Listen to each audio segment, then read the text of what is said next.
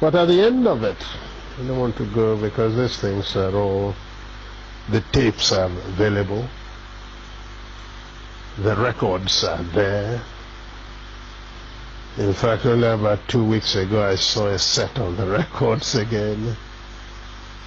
The transcripts are available. But we talked about the Nigerian situation, and certainly at the end everybody says, oh, you told them this, you did that. The fact was that our case was so clear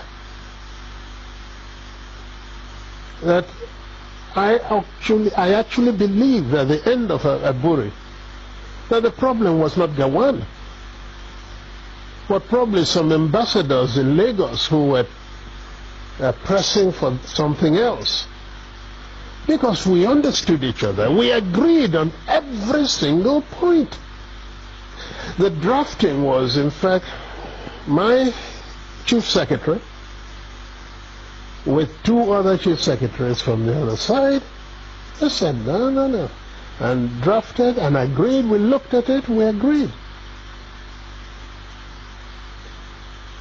General Ankara read over the whole report again to us at the end. Asked us if we wanted to amend anything. No. At the end of all that, the position was so good that actually Ankara drove Jack, Gowon and myself to the airport.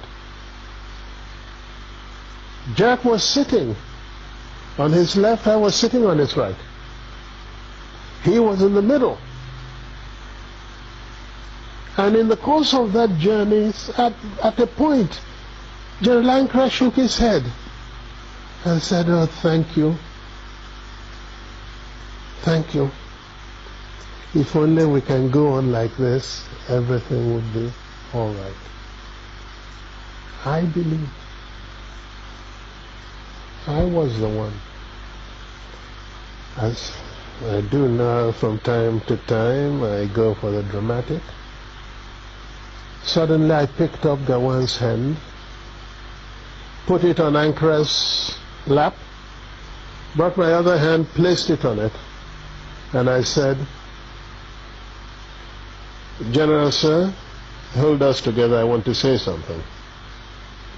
So General Ankara put his hand on top of the 2 hands, and I said,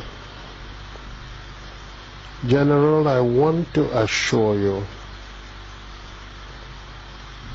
that I am totally satisfied with everything we said. I will even go further and say to you something I did not say at the conference, and that is that once we have implemented